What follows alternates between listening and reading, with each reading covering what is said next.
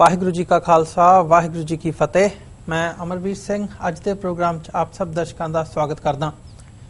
Viewers, media which छपियां खबरां अनुसार Punjab police ने खालिस्तान लिबरेशन फोर्स नाल संबंधित 3 सिख नौजवानों नूं गिरफ्तार किया है। सिखां दी गिरफ्तारी नूं अतवाद नाल जोड़दिआं RSS लीडर जगदीश गगनेजा ते होए हमले ਅਤੇ गुरु ग्रंथ साहिब जी की बेअदबी की दोषी बलविंदर कौर ते होए हमले नाल संबंधित केसां विच अमरीका तो सिक्स फॉर जस्टिस के हरजाप सिंह जाफी ਅਤੇ इटली तो अवतार सिंह नूं नामजद किया गया ਅਤੇ इंटरपोल कोलों इन्हां नूं वांटेड ऐलानण की मंग की गई है। जगदीश गगनेजा के केस विच पहलां ही पाली नाम के सिंह नूं गिरफ्तार किया होया है। गिरफ्तार किए गए सिखां कोलों असला ਅਤੇ बुलेट प्रूफ जैकटां बरामद करन दा भी पंजाब पुलिस ने दावा किया है। पंजाब पुलिस के ये दावे किन्ने कुछ सच्चे हैं? किते ये 2017 दीआं पंजाब विधान सभा चोणां नूं मुख रखदिआं पोलराइजेशन करन दी शुरुआत तां नहीं। इन्हां पहलुआं ते विचार चर्चा करन लई अज साडे नाल लुधियाना तो एडवोकेट जसपाल सिंह मंजपुर जी जुड़ चुके ने। आओ अज दी गलबात की शुरुआत करदे हां। हाँ जी मंजपुर साहब, वाहिगुरू जी का खालसा वाहिगुरू जी की फतेह। वाहिगुरू जी का खालसा वाहिगुरू जी की फतेह। मंजपुर साहब, तुहाडा शो दे विच स्वागत है। मनपुर साहब, जिहड़ा यह पंजाब पुलिस वालों दावा किया गया है ते यह फॉरन रेडिकल ग्रुप्स नूं यह किया गया कि वो रिक्रूट कर रहे ने पंजाब दे विचों सिख नौजवान, ये जिहड़ा पंजाब पुलिस का दावा है इहनूं तुसीं लीगल पॉइंट ऑफ व्यू तो किवें देखदे हो? देखो, जी हुशियारपुर चंदेहाल थाने के FIR रजिस्टर की गई है जी, जिहदे अमरीका तो इटली तो सिख ते 5 सिख जिहड़े वो पंजाब के हुशियारपुर ते गुरदासपुर जिले नाल संबंधित हैगे आ, उन्हां नूं नामजद किया गया जी। ये जिहड़ी FIR channel of activity prevention act दीआं धारावां ते आर्म्स एक्ट दीआं जिहड़ियां धारावां दे तहत पर्चा चंदेहाल थाने विच दर्ज कीता। ਇਹਦੀ ਲੈਂਗੁਏਜ ਹੈਗੀ ਆ, ਇਹ 2009 ਤੋਂ ਜਿੰਨੇ ਵੀ ਅਨਲੌਫੁਲ ਐਕਟੀਵਿਟੀ ਪ੍ਰੀਵੈਂਸ਼ਨ ਐਕਟ ਦੇ ਕੇਸ ਮੈਂ ਦੇਖਿਆ FIR ਜਾਂ ਉਹਨਾਂ ਦੀਆਂ ਇਨਵੈਸਟੀਗੇਸ਼ਨ ਪੜ੍ਹੀ ਆ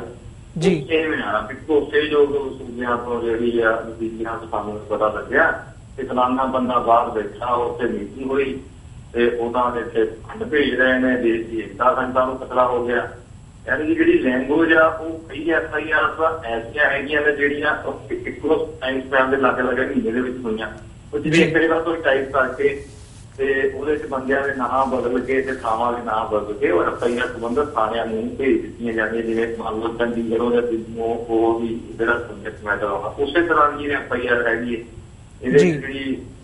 7 ਬੰਦਿਆਂ ਨੂੰ ਨਾਮਜ਼ਦ ਕੀਤਾ, ਜਿਹਦੇ ਚ ਇੱਕ ਹਰਜਾਪ ਸਿੰਘ 100 ਜਸਟਿਸ ਨਾਲ ਸੰਬੰਧਿਤ ਦੱਸਿਆ ਜਾਂਦਾ, ਸਾਨੂੰ ਚਰਨ ਸਿੰਘ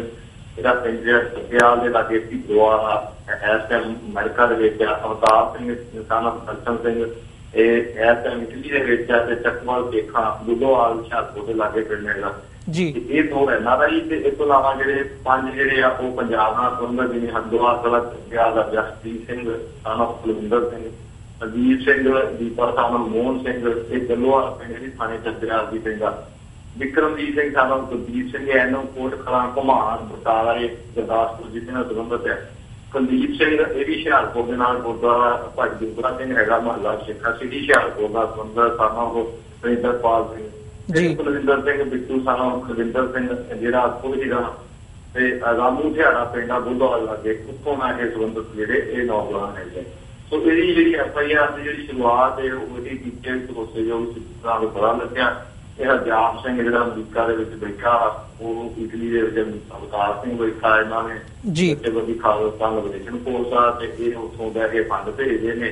ਤੇ ਪਿੱਛੇ ਵਾਲੇ ਜਿਹੜੇ ਉਹ ਨੌਜਵਾਨ ਜਿਹੜਾ ਇੱਕ ਹੈਗਾ ਹੰਦੋਵਾਲ ਵਾਲਾ, ਉੱਥੇ ਕੱਕੇ ਦੀ ਜਿਹੜੀ ਸਰਵਾਈ ਬੱਚਿਆਂ ਨੂੰ ਜਿਹੜੀ ਆ ਕਈ ਜਗ੍ਹਾ ਦੇ ਉੱਤੇ ਪੰਜਾਬ ਦੇ ਉੱਤੇ ਕੋਈ ਜੱਥੇਬੰਦ ਗਰੁੱਪ ਜਿਹਦੀ ਆਪਣੇ ਤੌਰ ਦੇ ਉੱਤੇ ਹੀ ਕਿਸੇ ਹੇਠੋਂ ਦੀ ਸੇਵਾ ਕਰਦੇ ਨੇ, ਚਲੋ ਬੱਚਿਆਂ ਨੂੰ ਜਿਹੜੀ ਮਾਸਟਰ ਦੀ ਸਿਖਲਾਈ ਉਹ ਪੰਜਾਬ ਦਾ ਦਰਜਾ ਮਾਸਟਰ ਹੈ। ਤੇ ਇਹ ਸਾਰੇ ਨੌਜਵਾਨ ਕਿਸੇ ਨਾ ਕਿਸੇ ਰੂਪ ਦੇ ਵਿੱਚ ਪਿਛਲੇ 1 ਸਾਲ ਤੋਂ ਜਿਵੇਂ ਗੁਰੂ ਗ੍ਰੰਥ ਸਾਹਿਬ ਦੀ ਬੇਅਦਬੀ ਤੋਂ ਬਾਅਦ ਹੋਈਆਂ ਘਟਨਾਵਾਂ ਦੇ ਵਿੱਚ ਰੋਜ਼ ਦੇ ਵਿੱਚ ਜਿਹੜੇ ਆ ਸ਼ਾਮਲ ਹੋਏ ਆ,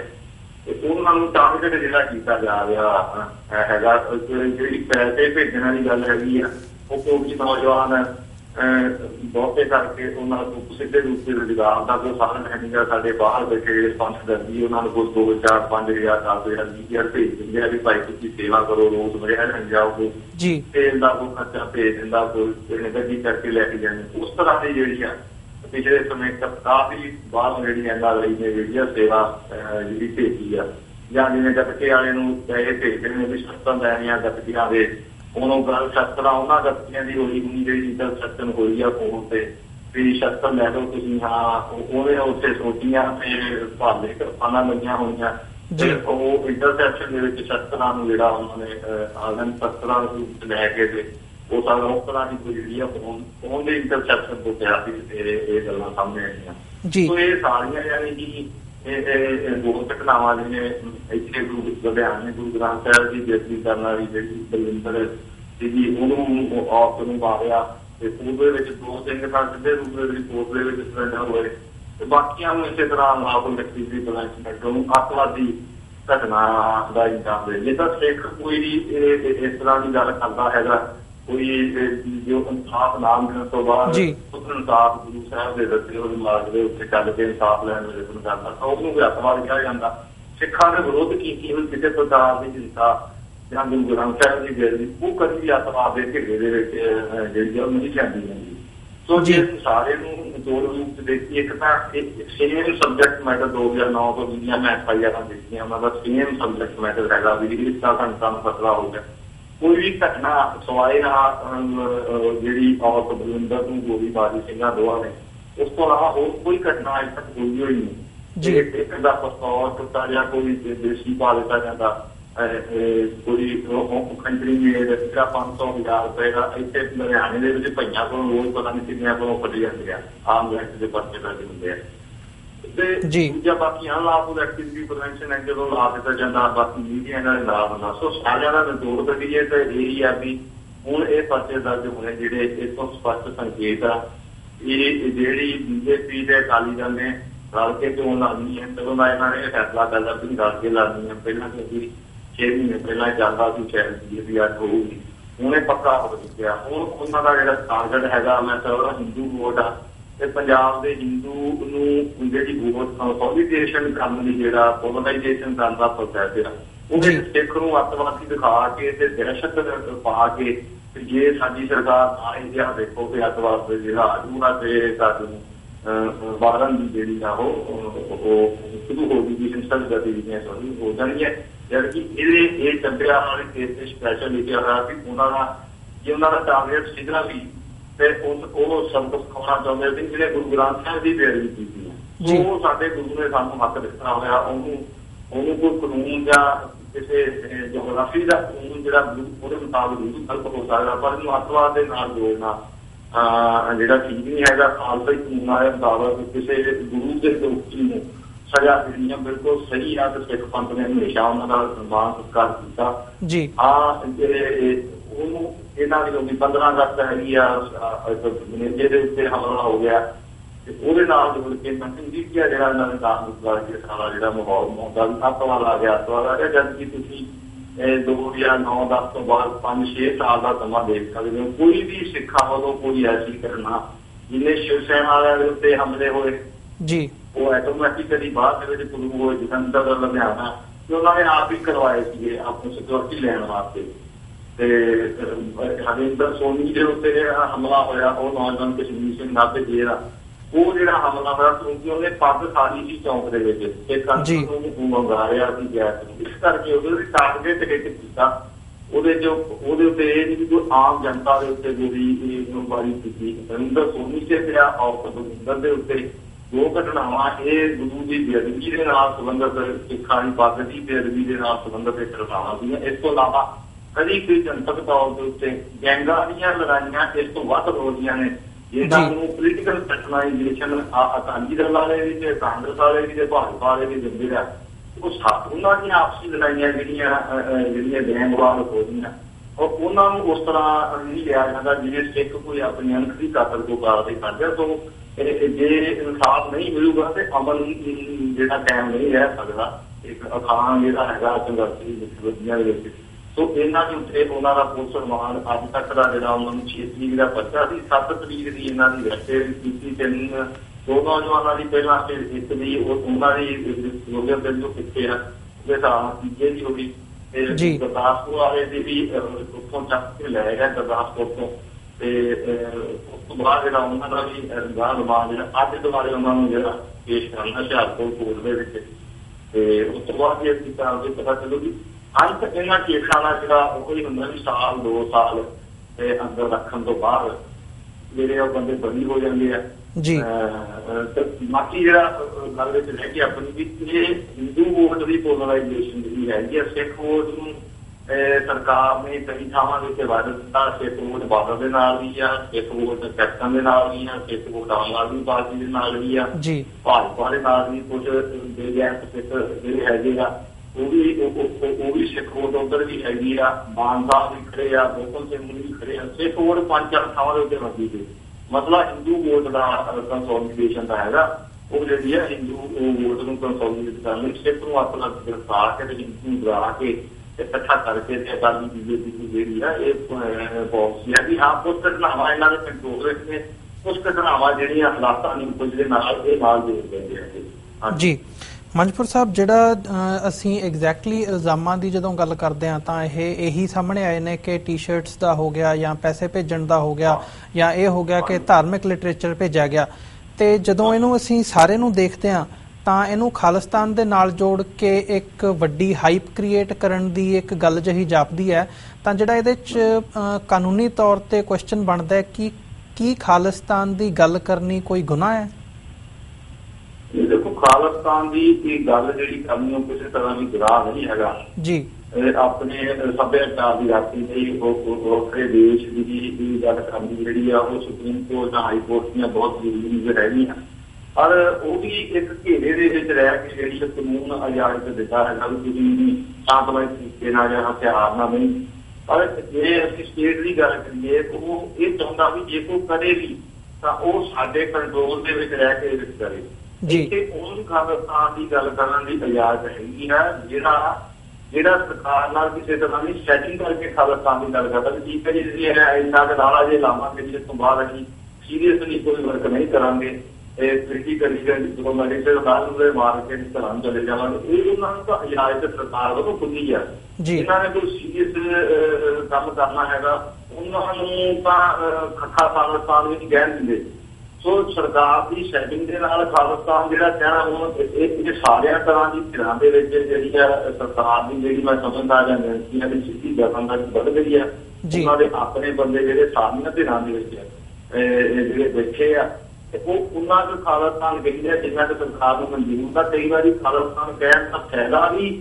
ਸਰਕਾਰ ਨਾਲ ਜਾਂ ਰਲ ਕੇ ਚੱਲਣ ਵਾਲੀਆਂ ਜਥੇਬੰਦੀਆਂ ਹੁੰਦਾ ਵੀ ਤੁਸੀਂ ਥੋੜਾ ਖਾਲਿਸਤਾਨ ਦਾ ਨਾਰਾ ਮਾਰੋ ਤੇ ਤਾਂ ਜੋ ਹਿੰਦੂ ਗੱਜ ਰਹੇ ਤੇ ਸਾਨੂੰ ਵੋਟਾਂ ਪੈ ਜਾਣ। ਸੋ ਇਹ ਸਾਰੀ ਜਿਹੜੀ ਬਹੁਤ ਜ਼ਿਆਦਾ ਹਿੱਸਾ ਜਿਹੜਾ ਹੈਗਾ ਖਾਲਿਸਤਾਨ ਨਾਲ ਸੰਬੰਧਿਤ ਵੀ ਉਹ ਵੀ ਇੱਕ ਤਰ੍ਹਾਂ ਨਾਲ ਕੰਟਰੋਲ ਦਾ ਸਰਕਾਰ ਨੂੰ ਹੱਦ ਤੱਕ ਕਹਿਣ ਦਿੰਦੇ ਹੈਗੇ। ਕਾਨੂੰਨ ਵੈਸੇ ਇਜਾਜ਼ਤ ਦਿੰਦਾ ਹੈਗਾ ਪਰ ਕਾਨੂੰਨ ਇਜਾਜ਼ਤ ਦੇਵੇ ਨਾ ਦੇਵੇ ਜੇ ਖਾਲਸਾ ਸਪੈਕਟ ਹੈਗੀ ਆ ਤੇ ਉਹਨਾਂ ਕਿਸੇ ਤਰ੍ਹਾਂ ਦਾ ਧਰਤੀ ਤੇ ਪੰਜਾਬੀ ਸੂਬਾ ਜਿੰਦਾਬਾਦ ਕਹਿਣੇ ਦੇ ਨਾਰੇ ਦੇ ਉੱਤੇ ਵੀ ਪੂਰਦੀ ਰਹੀ ਹੈ। ਸੋ ਇਹ ਹੈਗਾ ਵੀ ਕਾਨੂੰਨ ਭਾਵੇਂ ਇਜਾਜ਼ਤ ਦਿੰਦਾ ਪਰ ਸਰਕਾਰ ਨੂੰ ਵਾਲਾ ਖਾਨਾ ਵੀ ਇਕੱਲੇ ਖਾਲਿਸਤਾਨ ਦੀ ਪੋਲੀਟੀਕਲ ਦੀ ਗੱਲ ਨਾ ਕੀਤੀ ਜਾਵੇ। ਇਹਨੂੰ ਅੱਤਵਾਦ ਦੇ ਨਾਲ ਜੋੜ ਕੇ ਕਾਰਵਾਈ ਜਿਹੜੀ ਕੀਤੀ ਜਾਵੇ ਤੇ ਇੱਥੋਂ ਦੇ ਜਿਹੜੇ ਸ਼ਹਿਰੀ ਹਨ ਜਾਂ ਬੀਬੀਆਂ ਹਿੰਦੂ ਖਾਸ ਤੌਰ ਤੇ ਹਿੰਦੂ ਬਹੁਤ ਕੀਤੀ ਹੈਗੀ ਆ ਉਹਨੂੰ ਇਹ ਦਰਸਾਇਆ ਜਾਵੇ ਕਿ ਜੇ ਤੁਸੀਂ ਸਾਡਾ ਸਾਥ ਨਾ ਦਿੱਤਾ ਤੇ ਇਹ ਅੱਤਵਾਦੀ ਸਾਨੂੰ ਜਿਹੜੇ ਆ ਅਸਲੇ ਪਹਿਲੇ ਵਾਲਾ ਸਮਾਂ ਕਹਿੰਦੇ ਕਾਲਾ ਦੌਰ ਸੀ ਉਦੋਂ ਬਾਹਰ ਨਹੀਂ ਨਿਕਲ ਸਕਦੇ ਉਹ ਜੀਆਂ ਯਾਨੀ ਕਿ ਝੂਠੀਆਂ ਧਾਰਨਾ ਕਰਕੇ ਤੇ ਵੋਟਾਂ ਦੀ ਜਿਹੜੀ ਕੰਸੋਲੀਡੇਸ਼ਨ ਜਾਂ ਪੋਲਰਾਈਜੇਸ਼ਨ ਹੈਗੀ ਆ ਖਾਲਸਾ ਦੀ ਗੱਲ ਕਰਨਾ ਕੋਈ ਜਿਹੜਾ ਉਹ ਗੁਨਾਹ ਨਹੀਂ ਹੈਗਾ ਕਿਸੇ ਵੀ ਤਰ੍ਹਾਂ ਦਾ। ਪਰ ਜਦੋਂ ਪੁਲਿਸ ਇੱਕ ਵਾਰੀ ਕੇਸ ਪਾ ਦਿੰਦੀ ਆ ਉਹਦੇ ਵਿੱਚ ਹੁਣ ਟੀ-ਸ਼ਰਟਾਂ ਦੀ ਤੇ ਰੈਂਡਮ ਦੀਆਂ ਜਾਂ ਸੰਤ ਜਰਨੈਲ ਸਿੰਘ ਦੀਆਂ ਜਾਂ ਕੁਝ ਕਿਤਾਬਾਂ ਜਾਂ ਮੈਗਜ਼ੀਨ ਜਿਹੜੇ ਆਲਰੇਡੀ ਪਬਲਿਸ਼ਡ ਹੈਗੇ ਨੇ ਜਾਂ ਅਖਬਾਰਾਂ ਦੇ ਵਿੱਚ ਵੀ ਕੋਈ ਗੱਲਾਂ ਜਿਹੜੀਆਂ ਹੁੰਦੀਆਂ ਨੇ ਉਹਨਾਂ ਨੂੰ ਆਧਾਰ ਬਣਾ ਕੇ ਜਾਂ ਵੈਸਟਰਨ ਯੂਨੀਅਨ ਤੋਂ 10-15-20 ਹਜ਼ਾਰ ਦੀ ਉਹ ਜਿਹੜਾ ਵੀ ਲੀਗਲ ਮੈਟਰ ਹੈਗਾ ਜਿਹੜਾ ਸਾਡੇ ਵਾਲੇ ਕੇਸ ਸੀ 2009 ਤੋਂ ਉੱਤੇ ਆਲਰੇਡੀ ਜੱਜ ਨੇ ਕਿਹਾ ਵੀ ਵੈਸਟਰਨ ਯੂਨੀਅਨ ਦਾ ਪੂਰਾ RBI ਦੇ ਰਾਹੀਂ ਗਾਈਡੈਂਸ ਨੂੰ ਮੰਨਣ ਵਾਲਾ ਲੀਗਲ ਚੈਨਲ ਹੈਗਾ ਇਹਦੇ ਨਾਲ ਦੇਸ਼ ਨੂੰ ਬਾਹਰੋਂ ਵਿਦੇਸ਼ੀ ਪੈਸਾ ਆਉਂਦਾ ਹੈਗਾ ਤੇ ਉਹਦੇ ਨਾਲ ਫਾਇਦਾ ਹੀ ਹੁੰਦਾ। ਹਾਂ, ਉਹ ਦੂਸਰੇ ਨਾਲ ਹੋਵੇ ਕਿਸੇ ਤਰ੍ਹਾਂ ਦੀ ਐਂਟੀ ਵਾਇਲੈਂਸ ਦੇ ਨਾਲ ਸੰਬੰਧਿਤ, ਜੇ ਕੋਈ ਆਪਣੇ ਕਲਚਰ ਲਈ ਕੋਈ ਕਲਾਸਾਂ ਲਾਉਂਦਾ, ਕੋਈ ਬੱਚਿਆਂ ਨੂੰ ਪੜ੍ਹਾਉਂਦਾ, ਕੋਈ ਧਾਰਮਿਕ ਵਿਦਿਆ ਦਿੱਤਾ। ਪਰ ਇਹ ਹੈ ਵੀ ਪੁਲਿਸ ਨੇ ਜਦੋਂ ਆਪਣੇ, ਕਿਉਂਕਿ ਪੁਲਿਸ ਦੀ ਪੋਲੀਟੀਕਲਾਈਜੇਸ਼ਨ ਆ, ਸਿਆਸੀਕਰਨ ਹੈਗਾ, ਉਹਨਾਂ ਨੇ ਆਪਣੇ ਹਿੱਤਾਂ ਦੀ ਪੁਲਿਸ ਨੂੰ ਵਰਤਣਾ, ਤੁਸੀਂ ਹਿੱਤਾਂ ਦੀ ਕੋਈ ਗੱਲ ਆ। ਬਾਕੀ ਸਾਰੇ ਮੁੱਦੇ ਮੁੱਦੇ ਆ ਜਿਹੜੇ ਉਹ ਮੀਡੀਆ ਭੁੱਲ ਕੇ ਇਹਨਾਂ ਗੱਲਾਂ ਦੇ ਉੱਤੇ ਸਾਰੀ ਹੋ ਰਿਹਾ। ਇੱਕ ਗੱਲ ਦਾ ਜਵਾਬ ਮਿਲਿਆ ਵੀ ਅੱਜ ਤੱਕ ਕੋਈ ਅੱਤਵਾਦੀ ਘਟਨਾ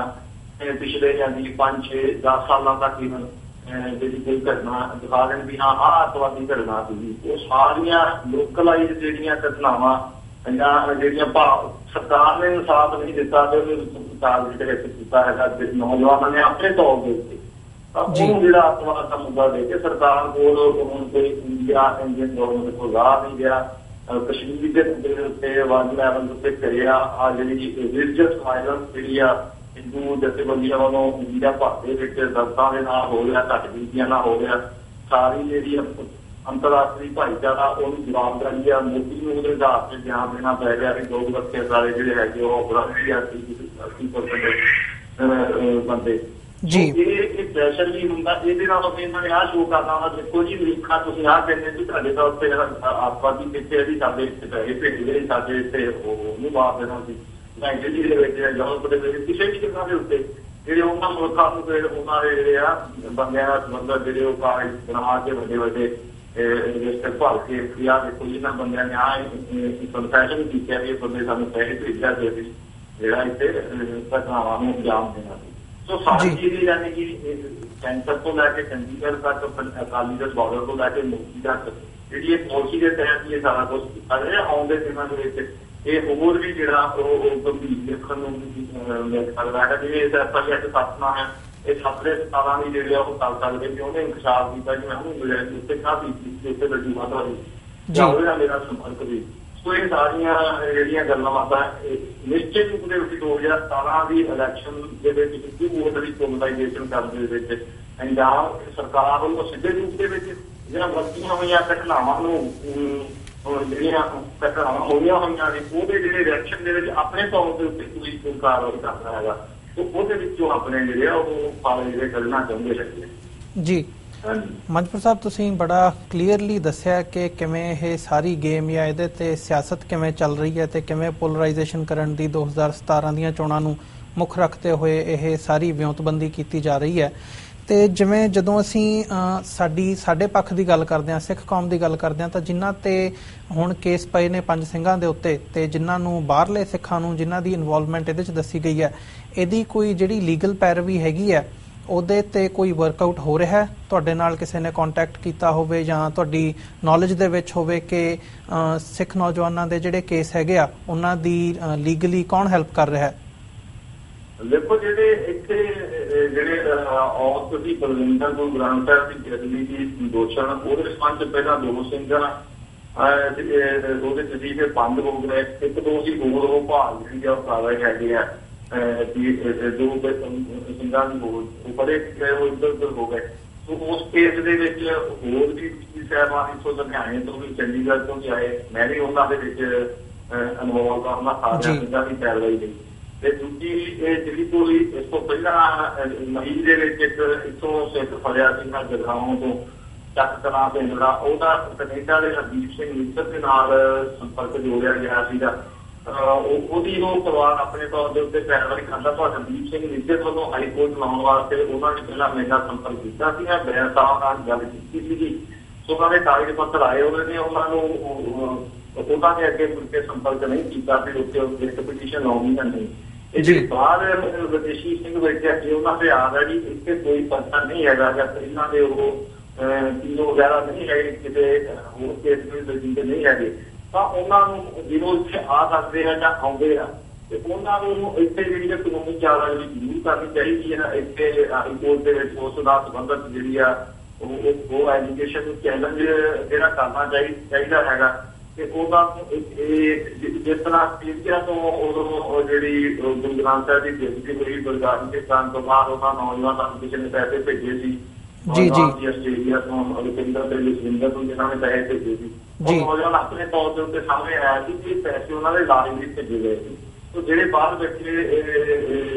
ਹਰਜਾਬ ਸਿੰਘ ਦੇ ਉੱਤੇ ਅਵਤਾਰ ਸਿੰਘ ਕਿਹਾ ਜੀ ਉਹ ਵਾਕਈ ਉਹਨਾਂ ਦੀ ਵਾਇਰਸ ਨਾਲ ਸੰਬੰਧਿਤ ਕਿਸੇ ਤਰ੍ਹਾਂ ਦੀ ਕੋਈ ਐਕਟੀਵਿਟੀ ਨਹੀਂ ਹੈਗੀ ਤਾਂ ਉਹਨਾਂ ਨੂੰ ਸਾਹਮਣੇ ਆਉਣਾ ਚਾਹੀਦਾ ਤੇ ਚਾਰਾ ਨੂੰ ਜਿਹੜੀ ਆ ਉਹ ਪੰਜਾਬ ਦੇ ਵਿੱਚ ਪੰਜਾਬ ਹਰਿਆਣਾ ਹਾਈ ਕੋਰਟ ਦੇ ਵਿੱਚ ਵੀ ਉੱਥੇ ਵੀ ਆਪਣੀਆਂ ਜਿਹੜੀਆਂ ਗਵਰਨਮੈਂਟਾਂ ਹੈਗੀਆਂ ਉਹਨਾਂ ਨੂੰ ਸਾਰਾ ਸੌਂਪਣਾ ਚਾਹੀਦਾ ਦੇਖੋ ਇਸ ਤਰ੍ਹਾਂ ਸਾਡੇ ਦੇ ਉੱਤੇ ਉੱਥੇ ਇਲਜ਼ਾਮ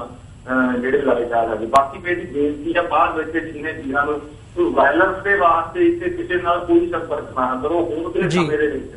ਵਾਇਲੈਂਸ ਵਾਇਬਲ ਨਹੀਂ ਹੈਗਾ ਸਾਨੂੰ ਪੋਲੀਟੀਕਲੀ ਤੇ ਧਾਰਮਿਕ ਤੌਰ ਤੇ ਸੰਸਥਾਗਤ ਤੌਰ ਤੇ ਚੇਤਨ ਹੋਣ ਦੀ ਜਿਹੜੀ ਵਧੇਰੇ ਜਿਹੜੀ ਲੋੜਾ ਸਰਕਾਰ ਤਾਂ ਇੱਕ ਪੁਆਇੰਟ ਚਾਹੁੰਦੀ ਆ ਵਾਇਲੈਂਸ ਦੇ ਨਾਲ ਸਾਡੀ ਸਾਰੇ ਸੰਘਰਸ਼ ਨੂੰ ਜਿਹੜਾ ਪੋਲੀਟੀਕਲੀ ਚੱਲ ਰਿਹਾ ਉਹਨੂੰ ਜੋੜ ਕੇ ਤੇ ਉਹਨੂੰ ਸਾਬੋਤਾਜ ਕਰਨਗੇ ਸੋ ਜਿਹਨਾਂ ਚੀਜ਼ਾਂ ਦੇ ਵਿੱਚ ਇਹ ਹੈਗਾ ਵੀ ਅਸੀਂ ਕੋਈ ਵਾਇਲੈਂਸ ਦੇ ਵਿੱਚੋਂ ਕੁਛ ਕੱਢ ਲਾਂਗੇ ਉਹ ਅਜੇ ਇੰਨਾ ਸੰਭਵ ਨਹੀਂ ਹੈਗਾ ਉਹ ਹਾਲਾਤ ਨਹੀਂ ਹੈਗੇ ਆਪਣਾ ਚੇਤਨ ਹੋਣਾ ਪਊਗਾ ਪੰਥਕ ਤੌਰ ਦੇ ਉੱਤੇ ਸਿਆਸੀ ਤੌਰ ਦੇ ਉੱਤੇ ਇੰਟਰਨੈਸ਼ਨਲ ਹਾਲਾਤ ਕੀ ਮੰਗ ਕਰਦੇ ਆ ਸਾਨੂੰ ਉਹਨਾਂ ਦੇ ਦੁਆਰਾ ਉਹਨਾਂ ਹਾਲਾਤਾਂ ਦੇ ਵਿੱਚੋਂ ਲੰਘ ਕੇ ਸਾਨੂੰ ਆਪਣੀ ਪਛਾਣ ਦੁਨੀਆ ਨੂੰ ਦੱਸਣੀ ਚਾਹੀਦੀ ਕਮਾਂਡਰੀ ਭਾਈਚਾਰੇ ਨੂੰ ਤਾਂ ਵਾਇਲੈਂਸ ਨੂੰ ਅਵਾਇਡ ਕਰਨਾ ਚਾਹੀਦਾ ਪੰਥਕ ਤੌਰ ਦੇ ਉੱਤੇ ਜਾਂ ਸੇਵਾ ਦੇ ਤੌਰ ਦੇ ਉੱਤੇ ਜੇ ਕਿਸੇ ਨੇ ਕੋਈ ਮਦਦ ਕੀਤੀ ਹੈ ਜਾਂ ਕਰਨਾ ਚਾਹੁੰਦਾ ਹੈਗਾ ਉਹਨੂੰ ਪੂਰਾ ਉੱਪਰਲੀ ਮੀਡੀਆ ਦੇ ਵਿੱਚ ਖਾਸ ਤੌਰ ਤੇ ਸੋਸ਼ਲ ਮੀਡੀਆ 'ਚ ਆਪਣਾ ਪੱਖ ਰੱਖਣਾ ਚਾਹੀਦਾ ਉਹ ਨਹੀਂ ਜਾਣਾ ਚਾਹੀਦਾ ਆਪਣੀ ਮੁਲਕ ਦੇ ਵਿੱਚ ਵੀ ਤੇ ਇੱਥੇ ਜਿਹੜੀ ਆ ਉਹ ਕੰਮ ਕੀਤੀ ਚਾਹੀਦੀ ਹੈ ਜੀ ਮੰਜਪੁਰ ਸਾਹਿਬ ਤੁਸੀਂ ਇਹਨਾਂ ਵਿਸ਼ਿਆਂ ਦੇ ਉੱਤੇ ਅੱਜ ਸਾਡੇ ਦਰਸ਼ਕਾਂ ਨਾਲ ਆਪਣੇ ਵਿਚਾਰ ਸਾਂਝੇ ਕੀਤੇ ਇਹਦੇ ਲਈ ਤੁਹਾਡਾ ਬਹੁਤ ਬਹੁਤ ਧੰਨਵਾਦ ਤੇ ਅਸੀਂ ਅੱਜ ਤੁਹਾਡੇ ਕੋਲੋਂ ਇੱਥੇ ਹੀ ਇਜਾਜ਼ਤ ਲੈਂਦੇ ਹਾਂ ਜੀ ਵਾਹਿਗੁਰੂ ਜੀ ਕਾ ਖਾਲਸਾ ਵਾਹਿਗੁਰੂ ਜੀ ਕੀ ਫਤਿਹ ਵਿਊਅਰਸ ਜਿਵੇਂ ਕਿ ਜਸਪਾਲ ਸਿੰਘ ਮੰਜਪੁਰ ਨੇ ਦੱਸਿਆ ਕਿ ਲੀਗਲੀ ਜਿਹੜੀ ਖਾਲਿਸਤਾਨ ਦੀ ਗੱਲ ਕਰਨੀ ਵੀ ਹੈਗੀ ਹੈ ਉਹ ਕੋਈ ਗੁਨਾਹ ਨਹੀਂ ਹੈਗਾ ਤੇ ਜਿਹੜਾ ਐਕਚੁਅਲ ਇਹ ਕੇਸ ਹੈਗਾ ਉਹ ਭਾਵੇਂ ਅਸੀਂ ਟੀ-ਸ਼ਰਟਸ ਤੇ ਇਲਜ਼ਾਮ ਲਾਏ ਜਾਂਦੇ ਹੋਣ ਵੀ ਉਹ ਭੇਜੀਆਂ ਪੈਸੇ ਭੇਜੇ ਜਾਂ ਧਾਰਮਿਕ ਲਿਟਰੇਚਰ ਭੇਜਿਆ ਗਿਆ ਤੇ ਜਦੋਂ ਇਹਨੂੰ ਅਸੀਂ ਮੀਡੀਆ ਦੇ ਹਵਾਲੇ ਨਾਲ ਦੇਖਦੇ ਹਾਂ ਤਾਂ ਜਿਸ ਤਰ੍ਹਾਂ ਦਾ ਇਹਨੂੰ ISI ਦੇ ਨਾਲ ਜਾਂ ਪਾਕਿਸਤਾਨ ਦੇ ਨਾਲ ਜਾਂ ਟੈਰਰਿਜ਼ਮ ਦੇ ਨਾਲ ਜੋੜ ਕੇ ਪੇਸ਼ ਕੀਤਾ ਜਾ ਰਿਹਾ ਉਹ ਇੱਕ ਇਦਾਂ ਹੀ ਜਾਪਦਾ ਕਿ ਜਿਵੇਂ ਇਹ 2017 ਦੀਆਂ ਜਿਹੜੀਆਂ ਪੰਜਾਬ ਵਿਧਾਨ ਸਭਾ ਦੀਆਂ ਚੋਣਾਂ ਨੇ ਉਹਦੇ ਲਈ ਇਹ ਪੋਲਰਾਈਜੇਸ਼ਨ ਕਰਨ ਦੀ ਕੋਸ਼ਿਸ਼ ਕੀਤੀ ਜਾ ਰਹੀ ਹੈ ਉਹਦੇ ਤੇ ਸਿਆਸੀ ਰੋਟੀਆਂ ਸੇਕੀਆਂ ਜਾ ਰਹੀਆਂ ਨੇ ਤੇ ਇਹਦੇ ਹਿਸਾਬ ਦੇ ਨਾਲ ਜਦੋਂ ਅਸੀਂ ਆਪਣੇ ਪੱਖ ਤੋਂ ਦੇਖਦੇ ਹਾਂ ਤਾਂ ਜਿਵੇਂ ਜਸਪਾਲ ਸਿੰਘ ਮੰਜਪੁਰ ਨੇ ਮੈਂਸ਼ਨ ਕੀਤਾ ਕਿ ਸਾਨੂੰ ਸੁਚੇਤ ਹੋਣ ਦੀ ਲੋੜ ਹੈ ਤੇ ਆਪਣੀ ਸਾਈਡ ਹੈ ਉਹ ਕੰਪਲੀਟਲੀ ਇੱਥੇ ਆਪਣੇ ਲੋਕਾਂ ਦੇ ਵਿੱਚ ਤੇ ਕਾਨੂੰਨੀ ਤੌਰ ਦੇ ਉੱਤੇ ਇੱਥੇ ਦੀ ਸਰਕਾਰ ਤੇ ਉੱਥੇ ਦੀ ਸਰਕਾਰ ਦੇ ਸਾਹਮਣੇ ਜਿਹੜਾ ਵੀ ਐਡਮਿਨਿਸਟ੍ਰੇਸ਼ਨ ਹੈਗਾ ਉਹਦੇ ਸਾਹਮਣੇ ਆਪਣਾ ਪੱਖ ਰੱਖਣ ਦੀ ਲੋੜ ਹੈਗੀ ਹੈ ਤੇ ਇਸੇ ਦੇ ਨਾਲ ਅਸੀਂ ਅੱਜ ਦਾ ਸ਼ੋਅ ਇੱਥੇ ਸਮਾਪਤ ਕਰਦੇ ਹਾਂ ਇਜਾਜ਼ਤ ਦਿਓ ਜੀ ਵਾਹਿਗੁਰੂ ਜੀ ਕਾ ਖਾਲਸਾ ਵਾਹਿਗੁਰੂ ਜੀ ਕੀ ਫਤਿਹ